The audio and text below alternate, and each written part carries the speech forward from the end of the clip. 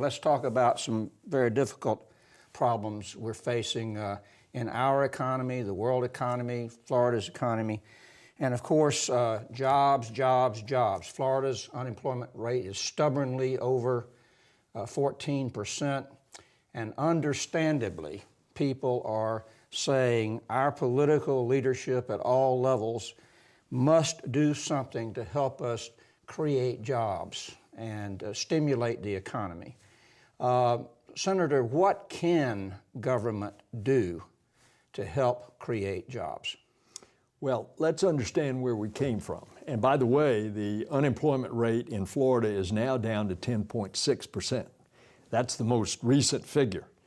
But where did we come from? We almost in this country went into financial meltdown and when Bear Stearns went down first and then Lehman Brothers. And so we had to jolt the economy with the Troubled Assets Relief Program and the stimulus bill, but with the huge problem coming initially from all of the overbuilt housing market. Especially in a state like ours, it has taken us so long with all that excess inventory that people couldn't stay in their houses because they couldn't pay the mortgage payments because they had paid way too much for the houses and just took mortgages that they couldn't afford. All right, now what are we doing to get out of it? Little by little, it is happening as you talk to realtors today. They are making sales. And those sales, albeit at low prices, it's starting to fill up that inventory. Also, you're seeing little by little the national figures of coming back higher employment.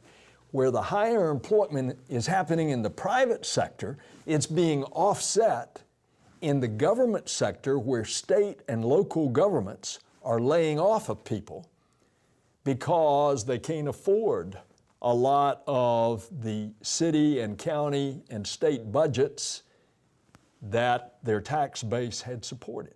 And that's happening not here just in Florida, it's happening all over the country. But the net job increase is greater. But we're still not going to solve the problem until the banks can make the loans to businesses and to homeowners that want to stay.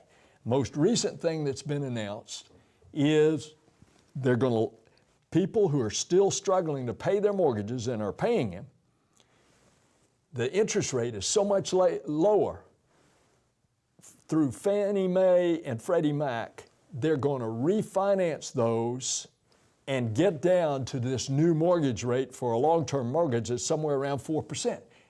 And a family can save $200, $300, $400 per month just in mortgage payments. That's going to help. And then we're seeing little by little that businesses are beginning to feel a little more confident. And if we can ever get the banks to loosen up, and of course the banks say, well, the regulators are being too rough. Well, we're trying to get the regulators to work with the banks so the banks have enough capital to make the good loans, especially to small business. And small business is the economic engine of a state like ours.